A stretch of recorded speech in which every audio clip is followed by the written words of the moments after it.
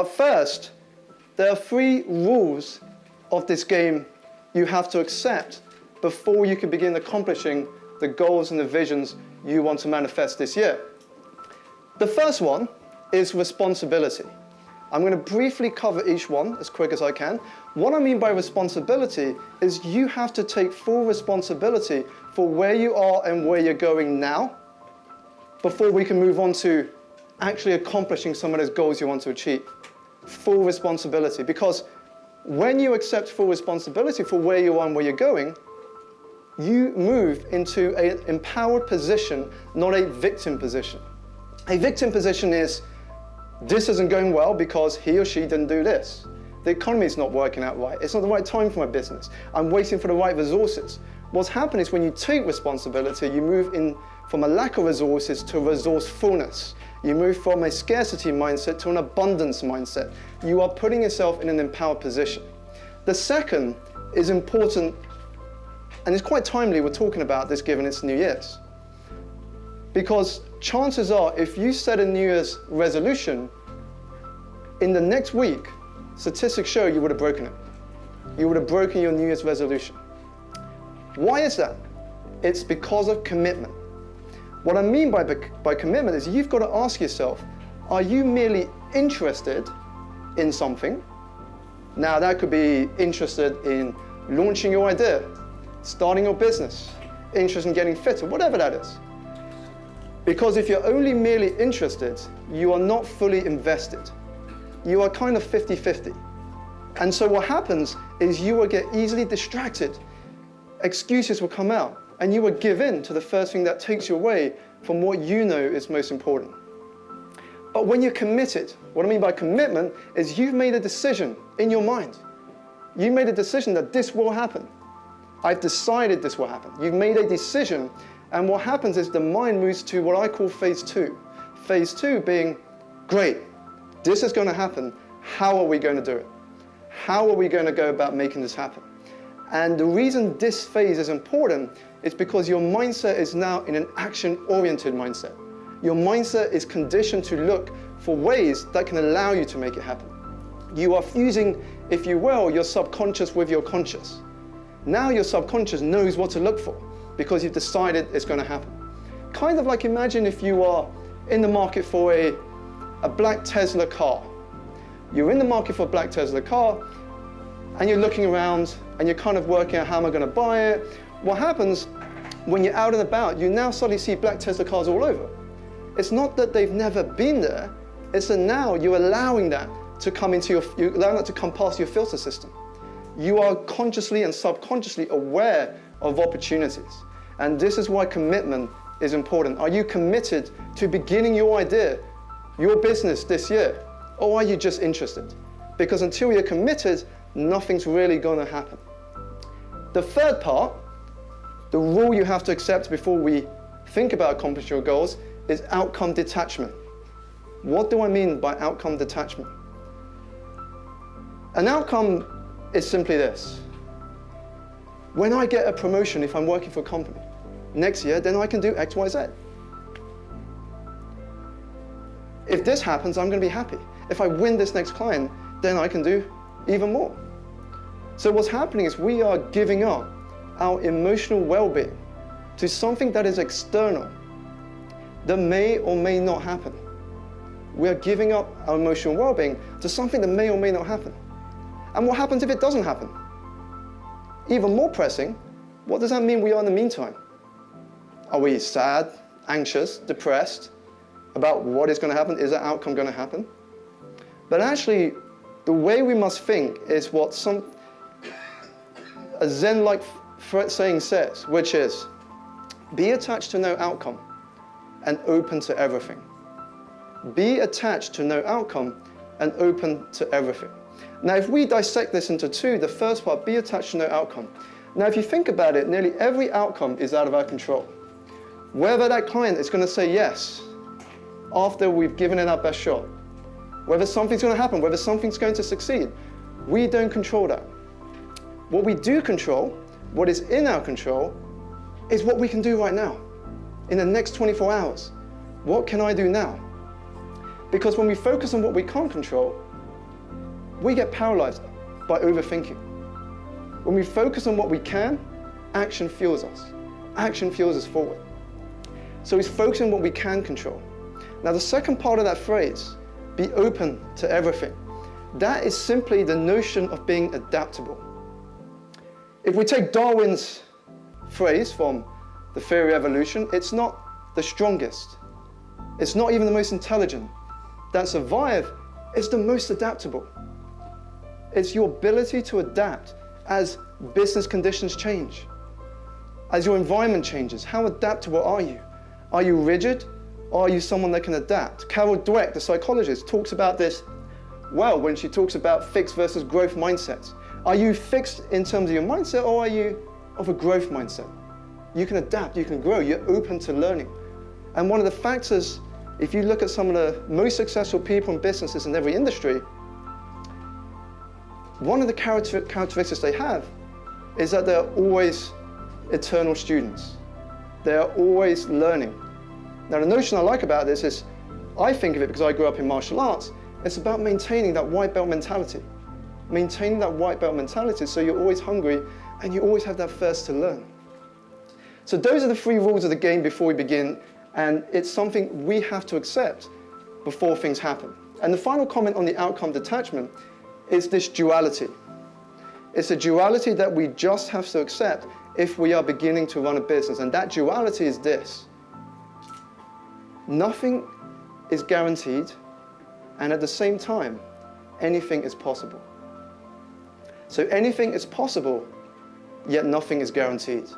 Which says if you want to succeed in whatever you do, you must begin by creating an environment that makes it impossible to succeed. I'll repeat that last part.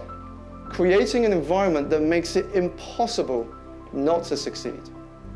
Now, when we think about environment, it encompasses so many different things. It is who you hang around with, who you spend time with, what you read, who you listen to, even who you follow on social media.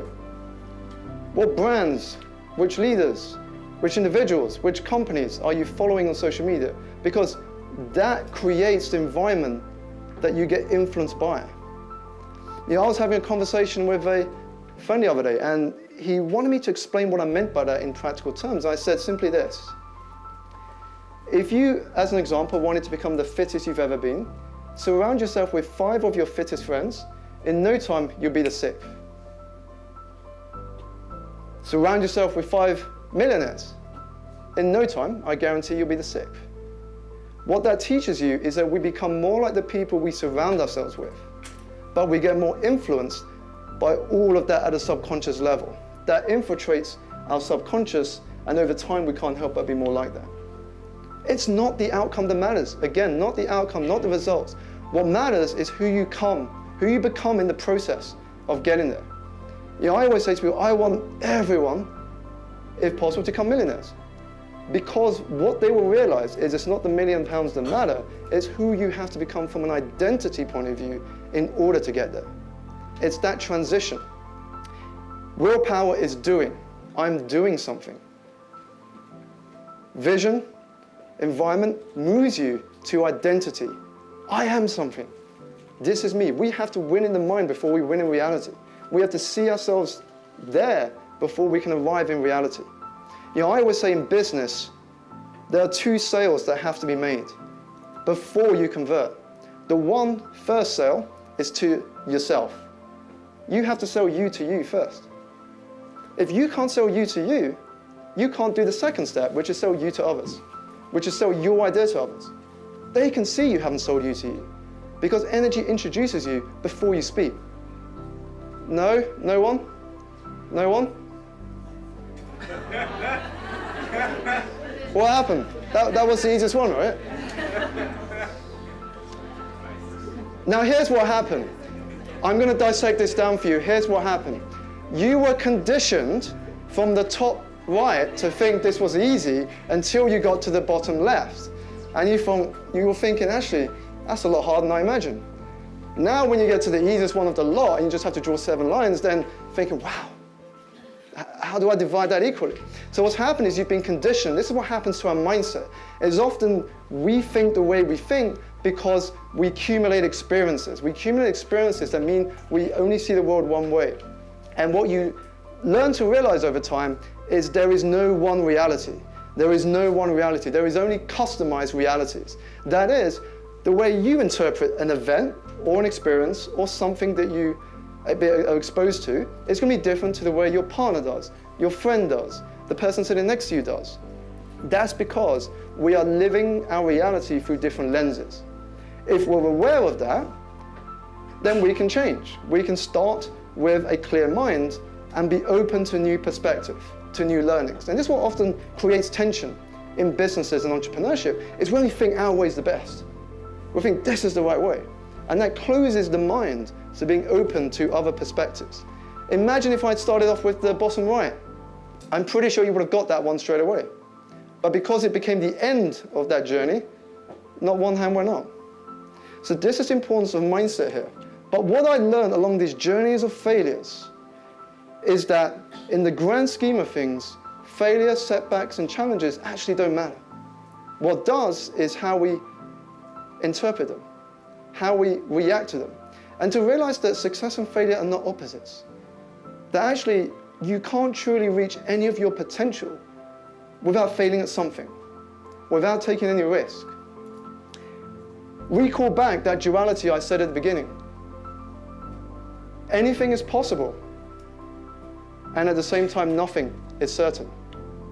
It's a duality we have to accept in this journey. So it's understanding these sort of habits that will help you achieve those goals, because actually when you have the right structure, routine in place, anything becomes possible. And the question to reflect on that can help you understand what more empowering habits you can embrace to achieve more is simply this. What choices, habits, and rituals would you embrace today if you were already the person you want to be tomorrow? What choices, habits, and rituals would you embrace right now if you were already the person you want to be tomorrow? Because keep in mind, with environment, with knowing your vision, having clarity, not only do you become more productive, but actually magic happens when you see your world differently. When you are clear on your priorities, and this is important, when you have taken time out, when you step back to be clear on what your priorities are, productivity becomes easy. You're clear on your priorities, productivity becomes easy. Most of us don't know what our priorities are. If you look at your typical day, that would typically show to someone outside what your priorities are.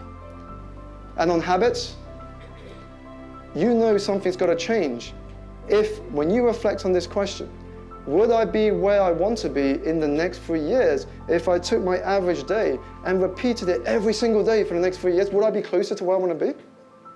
If not, that should tell you something.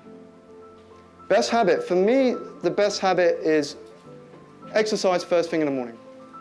And there's a reason for that, because the longer we put off something, the higher the likelihood we don't do it.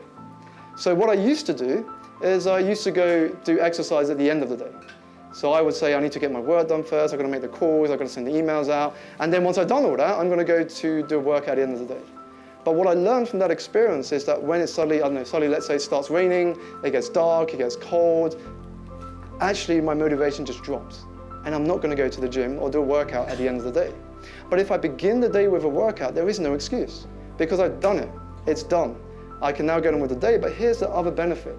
When I begin the day with a workout, think how amazing your mind is post-workout. You're in a peak condition to take on whatever challenges come towards you.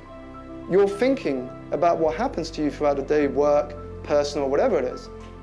It's very different than if you had little sleep, you've not done a workout, and you're feeling a bit down and exhausted. So actually, by beginning each day with a workout or exercise of some sort, I'm primed my mindset to be in a very good foundation to start the day. So it's about understanding, why is this important? Why is this important for you to move forward and commit your time to? Because if you're not connected, if you don't have enough reasons, you will give in to procrastination. In the same way, again, most people would not stay up all night or wake up early. In that holiday example, another example, when Conor McGregor fought Floyd Mayweather. Suddenly everyone was up at 4 or whatever time to watch the fight. Again, because they got a reason. So it comes down to emotion. How emotionally invested are you in that journey? Burnout, higher risk of injuries, not even in a good condition to compete in the actual event. But yet in business, what happens is we expect ourselves to work 9 to 5 or 9 to whatever hour, and we expect us to be fully on top of things. But we've got to learn a bit from sport in the sense that to really achieve something long term, because if you're in business, for me, really it's about the long term. You're in it for the long game. It's about how do you balance that rhythm, that flow between focus, work, and renewal. That rhythm between getting focus work done and renewal. Keep in mind that question I gave at the beginning. The average attention span of a human, 8 seconds. So what's becoming more and more important is our ability to focus in a world of distractions demanding our attention. How are you focusing on what's most important? Because are you always distracted by the pings of social media, the emails, everyone telling you something's urgent, your boss saying you've got to do this, your colleague saying I need this sorted? Or do you have an environment that is optimal for you to focus and get something done that you know is most important that will move you forward?